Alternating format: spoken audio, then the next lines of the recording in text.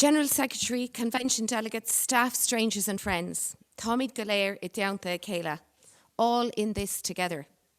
Without cherishing it outrageously, together is what we have always been at Easter Convention.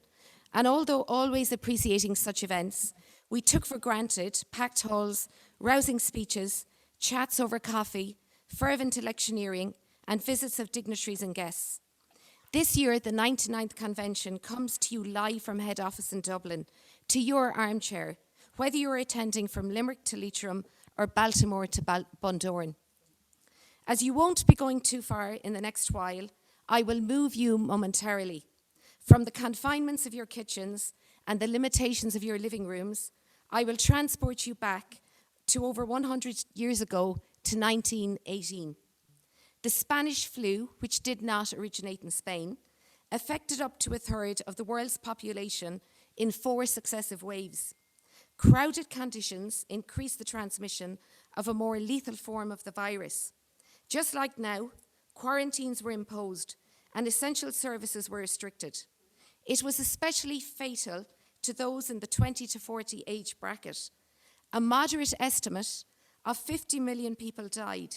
The Spanish flu, the N1H1 virus, was given from humans to pigs in 1918, and in 2009 they returned it to humans, and it was called the swine flu. The virus never fully went away, and Fauci and articles state that influenza H1N1 virus in circulation in modern times is a descendant of the 1918 virus. It was called the Spanish flu as Spain was the first country to publicly report the disease, yet cases in France, China, and the United States were unreported due to wartime censorship. At the time in London, schools closed and public transport stopped. Following that, there were timetable changes as classes moved outdoors, and other buildings such as museums, libraries, and church halls were used for schooling. Prime Minister Lloyd George, aged 55, became ill owing to the Spanish flu, and in an era before vaccines and antibiotics, he spent 11 days in a sickbed, but survived. Interestingly, Boris Johnson, who had COVID-19, was also 55 when he contracted COVID. And staying in London, I will take you further back to 1563 when the plague swept through the city. This was known as the bubonic plague, or a version of Black Death, which was also one of the worst previous catastrophes in the world in the 14th century. Later outbreaks culminated in the Great Plague of London in 1665. In 1666, the Great Fire of London killed rats, which halted the spread. However, the bubonic plague still exists, and cases develop each year in many countries. One recent case was found in a herdsman in Asia. 1 year after the plague, in 1553, Shakespeare was born. And as there were intermittent outbreaks from 1582 to 1606, Shakespeare lived most of his life in the shadow of infections and death. Theatres and taverns were regularly closed as people battled to survive and avoid the disease, which was carried by fleas who lived on rats. As playhouses were closed for up to 2 years, Shakespeare toured provinces with his plays, and many performances were held outside. Due to our experiences of the pandemic, we can now understand more knowingly where Shakespeare was coming from. His plays are loved for many reasons, one factor being the rich imagery. Images of flowers, darkness, light, heaven, hell, animals and clothing, together with the language of pestilence, blisters, ulcers and disease, permeate his works. King Lear told his daughter Goneril, "Thou art a boil, a plague sore, an embossed carbuncle on my corrupted blood." Macbeth's tyrannical reign is metaphorically described in a diseased country, the tyrant whose sole name blisters our tongues, and good men's lives expire before the flowers in their caps, dying or ere they sicken. In the play Othello, Iago claims he will pour pestilence into Othello's ear. The play Hamlet also uses references to pestilence and disease, as we discover something is rotten in the state of Denmark. Hamlet tells of his disillusionment with the world. It appeareth nothing to me but a foul and pestilent congregation of vapours. He compares his uncle, his mother's new husband, to a mildewed ear. He tells Ophelia, if she marries, I'll give thee this plague for thy dowry. In describing a murder involving poison in the ear of the old king, the play is full of bleak images of death and decay, but is not, I believe, as depressing as the mood in King Lear, which speculators since COVID consider if it was written in quarantine by Shakespeare. The world of death, carts, and disease was at times the backdrop to Shakespeare's life. In fact, Romeo and Juliet is different than before. The focus may no longer be on the love, but on the plague. In COVID times, it presents a deal of insight coupled with questions. The tragedy in that play could be blamed on the plague. Friar John, on his way to tell Romeo that Juliet was not really dead, was stopped. There was a raging and infectious plague. Therefore, Friar John could not deliver the all-important message, and the play consequently ended in devastation for all in Verona. As was the practice times in the plague, social isolation involved not leaving anyone out of an infected house. It involved boarding up doors and painting red crosses on them, often meaning definite death for families.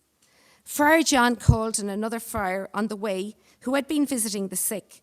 Thus they were both close contacts, and swift action was taken.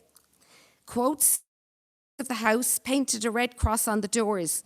Going to find a barefoot brother out, he of our order to associate me here in the city, visiting the sick, and finding him, the searchers of the town, suspecting that we both were in the house, where the infectious pestilence did reign, sealed up the doors and would not let us forth. So my speed to Mantua there was stayed. And then for the first time you have to question Lord Capulet's huge party in the same region. How did Romeo move freely from Mantua? Why were several people on the streets of Verona? And why did so many close contacts get involved in vicious physical brawls? Was it acceptable for Romeo and his friends to gather in groups and gatecrash parties? How did Friar John escape from quarantine of the sealed house? The play covers 3 days, so he wasn't shut inside for very long, and he brings the letter back saying, I could not send it, here it is again, nor get a messenger to bring it there, so fearful were they of infection. After being a close contact, was he not worried about Friar Lawrence's health? The plague indirectly caused the deaths of Romeo and Juliet, and the severity of the dying words of Mercutio, a plague on both your houses, was hauntingly expounded in the severe loss to both the Montagues and the Capulet families. The world, oblivious to previous pandemics, has been shaken and dramatically disturbed by the arrival of COVID-19. Unexpected and staggering to all of us, except when you look at history. Interactions with humans and animals resulting in contagious infections is not new, as bacteria and viruses appear, disappear, mutate, and re-emerge. Following on from Shakespeare's Northern Italy of over 400 years ago, as he presented it, Italy in 2021 continues to grapple with infection and is under lockdown again. The scenes in Italy last March shocked and saddened the world. Army trucks lumbered through Bergamo, and there was no space left in local graveyards. The army vehicles carried the bodies of the dead to crematoriums outside the city. With the most acute sadness, Italy lost many of its people, particularly the elderly. We realized the virus could soon be on our doorsteps. The earlier experiences of China and Italy allowed us some time for preparation and defense. March 2020 brought changes which we have never seen before in the Irish education system. A swift announcement on Thursday, March the 12th, 2020 meant most teachers and students grabbed their books, left the school premises with an innocent naivety of the situation, which has only been altered by hindsight and experience. No one expected to be away for too long. It came with the suddenness of snow days, but with a bleak and dangerous darkness. Easter chased into summer, and along with it came the technological educational change that could never have been imagined. With little, if any, training, a huge online revolution had begun. By the time the equally unexpected second closure of January 2021 locked everyone at home once again, major milestones were crossed and advancements were realised. The school day resumed and worked. Learning and teaching took place virtually amid the pandemic. A major change had occurred. People who did not previously own laptops became proficient at piloting platforms, pre-recording and teaching live classes. Homework was assigned and corrected via digital devices to thousands of students who learned online. The compelling fact which emerged is that teachers were no more lost among the virtual corridors of social platforms than students. Some pupils, equally at first, found it difficult to access and navigate their way around cyber classrooms. The associated work was challenging at first without adequate training. Obvious issues such as broadband access, equipment and privacy were problematic. The ASTI's exposure of such potential problems last September led to the demand of IT equipment for students and teachers. The ASTI repeatedly made representations for the wearing of masks ahead of the return to school last summer, when advice at the time suggested that masks were unnecessary in schools originally. Masks have been essential in keeping people safe, but masks alone do not safeguard lives.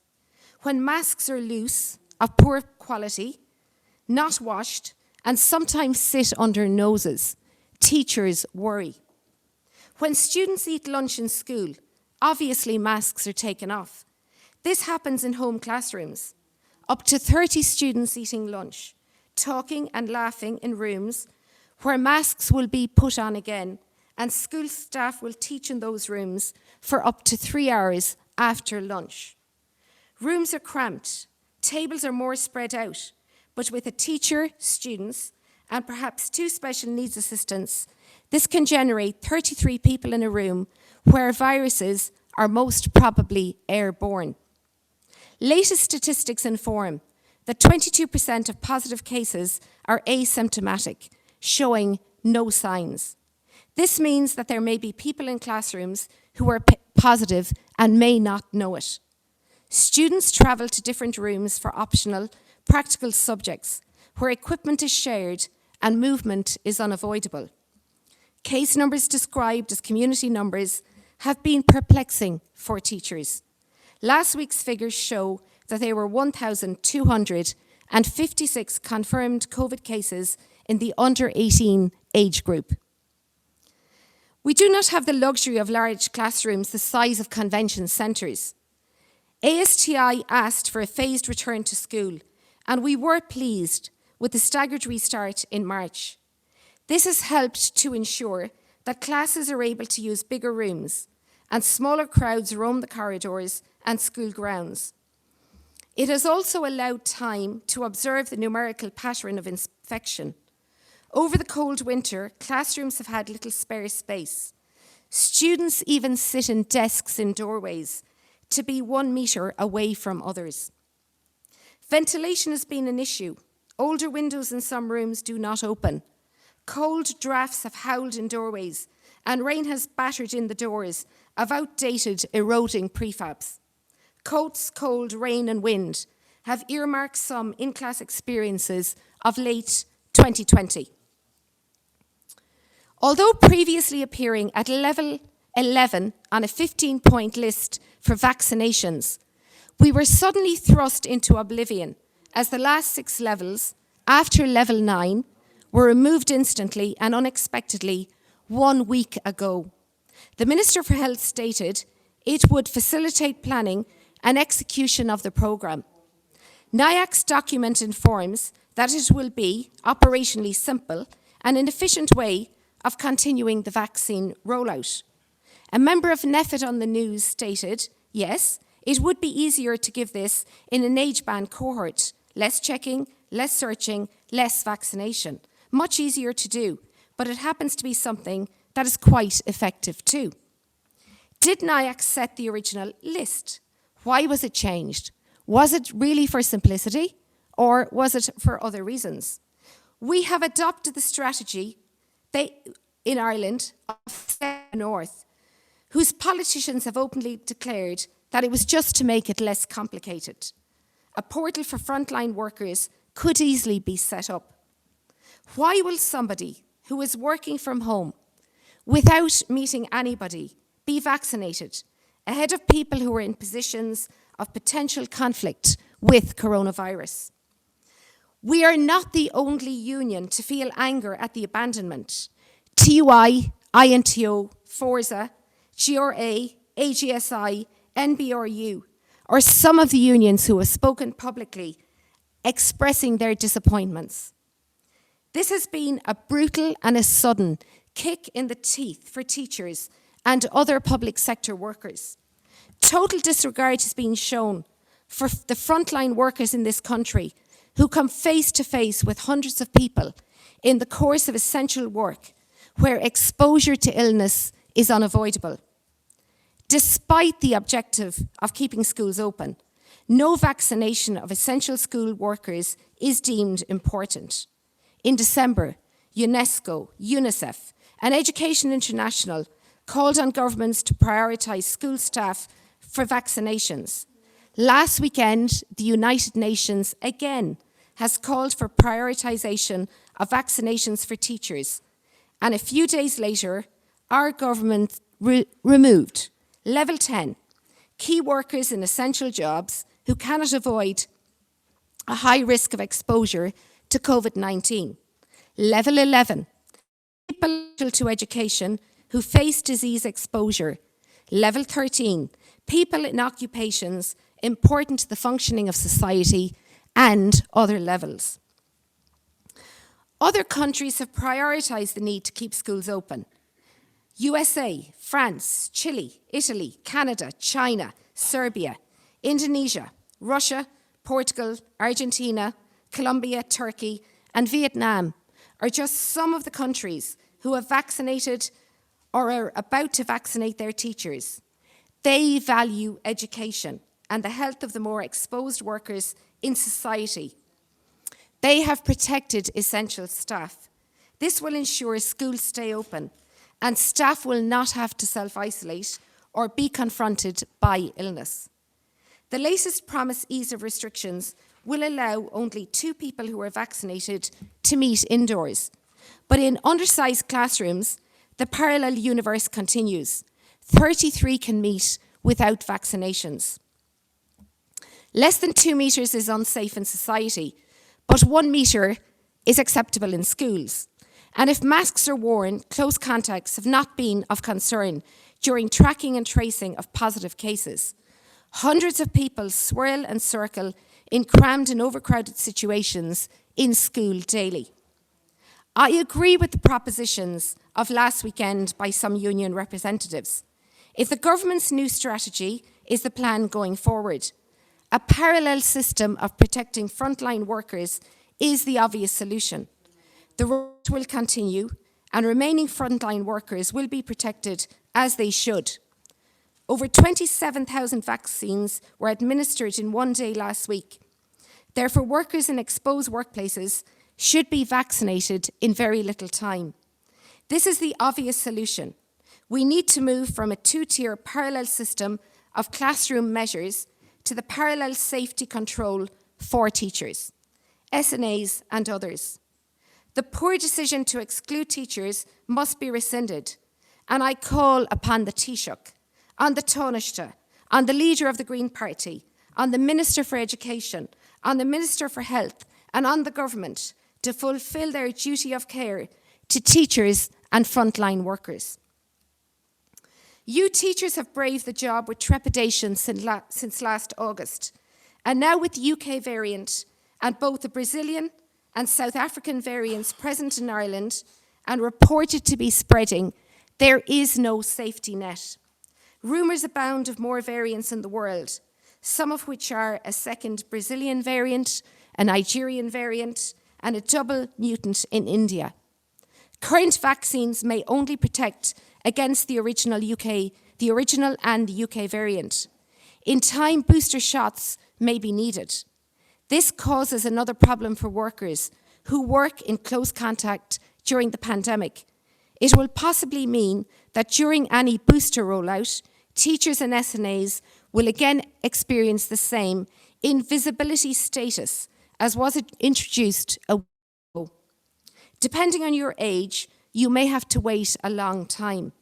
Despite the fact that the median age of those with coronavirus is approximately 32, and 75% of people with COVID are under 45, the removal of essential workers from the list is thoroughly unacceptable, at a time when everything is apparently being done to keep schools open.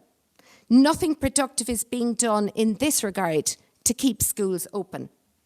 I also wish to clarify that having us on the list will not deprive the vulnerable or senior people from getting vaccines. That is the last thing that we want.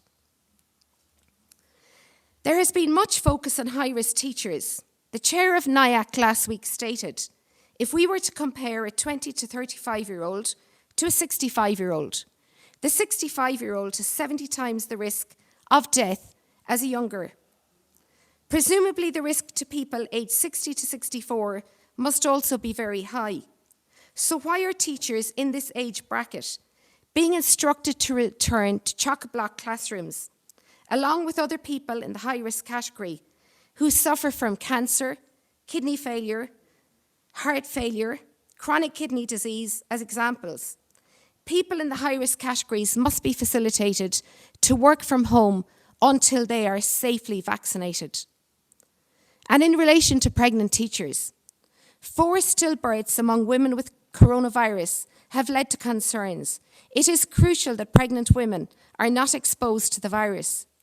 Recent correspondence implies that flexible arrangements will remain in place on April the 12th, but also advises that, quote, further clarification will follow in relation to pregnant staff, pending further consideration by the HSE. Pregnant staff must undeniably be facilitated in remote working for the remainder of the school year and in the future if they risk being exposed to COVID. Moving on to Leaving Cert exams. How can people suggest that calculated grades are acceptable at the same time as they criticise the Leaving Cert? What has emerged is the value placed on schooling by society for several reasons. Following talks, we are glad that a Leaving Cert is being held with second components. It is also heartening to hear that many students so far have signed up to sit exams. We had continually asked for adaptations to exam papers to offer choice and reduce strain, stress, anxiety, and workload for students of Leaving Cert 2021. The changes made are helpful in doing so and should encourage students to sit exams. The Leaving Cert corrections will be standardised and every exam will be marked relative to each other from a marking scheme which will be used uniformly by all examiners.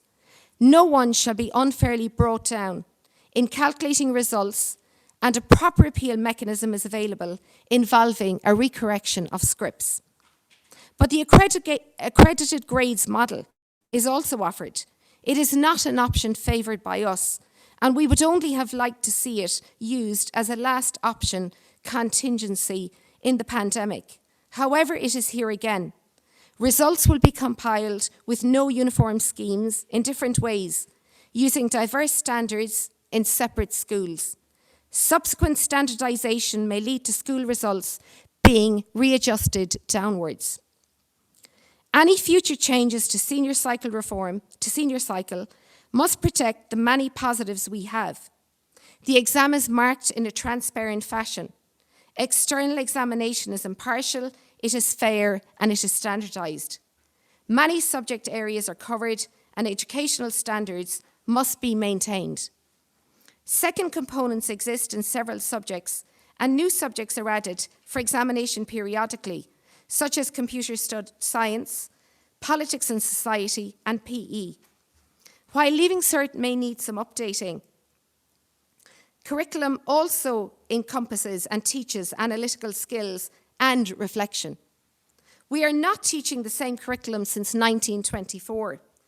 Schools are not like the unimaginative, utilitarian, no-frills schools presented by Charles Dickens in Hard Times, with noses to grindstones, where they kept filling children like vessels with knowledge and did not allow them to imagine flowers on carpets.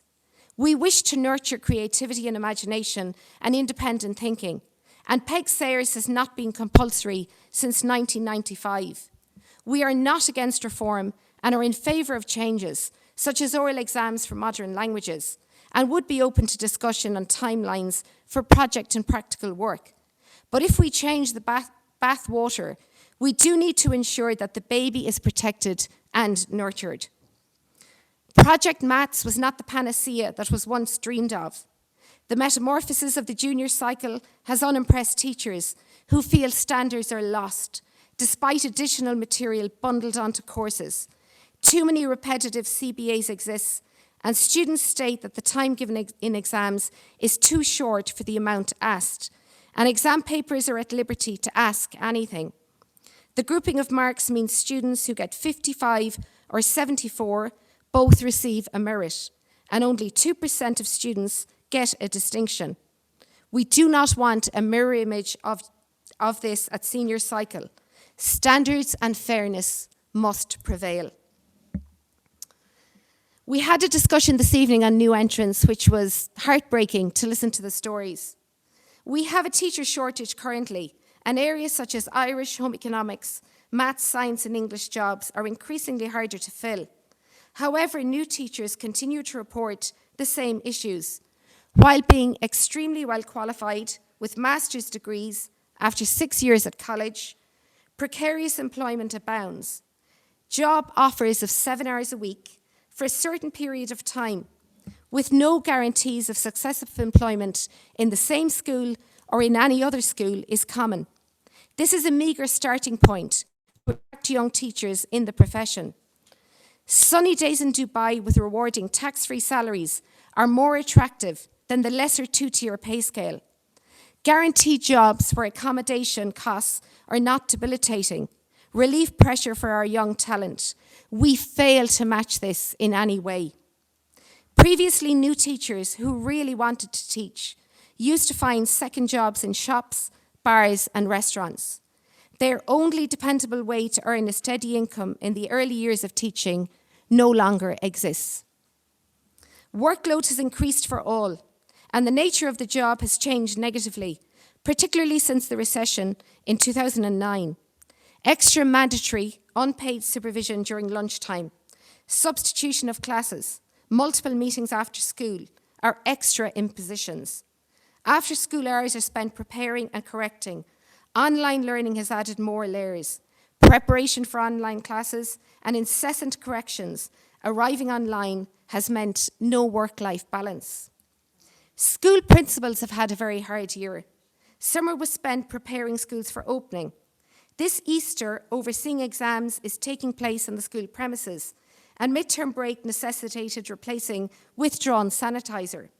Saturday exams and overseeing orals, calculated grades, and out-of-school learners has added to the everyday burden, which will see many principals cutting short their career span due to exhaustion and overload. As the teacher has been cut from the vaccination list, we continue to be invisible. While schools could not run without us, while we are the cornerstone of teaching and learning in schools, we protect the students in our care and we do our best on a daily basis. The potential establishment of a charter will also exclude us. Despite all talk of inclusivity and rights in education, the exclusion of one of the main stakeholders is bitterly dissatisfying, where the rights of all should be acknowledged and respected. In circumstances of continued remote learning, an inspection model is being considered. This could be a possibility in the next school year if we find ourselves in this situation again.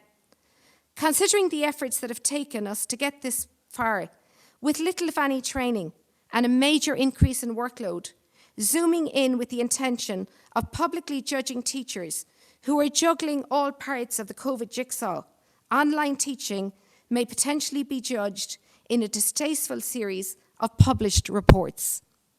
The teacher of a single subject would be entirely exposed, and in the time of a pandemic, this is not the right thing to do. At this point, I wish to thank everyone, all of you, for your support and kindness.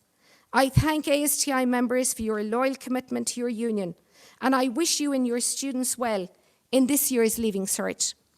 I thank members of the many committees, and I thank the RSTA for your dedication and your efforts. AVC must be commended for today's convention, and I sincerely thank the staff for a very difficult year too, working remotely at level 5. I thank my family, my friends, my fellow officers, standing committee, and extend best wishes to Eamon for his presidency, which will begin on the 1st of August. And I also thank the immediate past president Deirdre for her work for the union. I greatly appreciate and acknowledge the consistent and persistent work of our General Secretary, Kieran Christie. As I referenced Shakespeare at the beginning, I will finish in a similar fashion. The joke about William Shakespeare being vaccinated goes as follows. Which arm? As you like it. Was that painful? Much ado about nothing. You will have to have a second jab. Measure for measure. So how was the experience? A Midsummer Night's Dream. What do you think of the government's handling of COVID? A comedy of errors. And as we move forward, I wish to add a hopeful last, optimistic one myself. All's well that ends well. Thank you very much.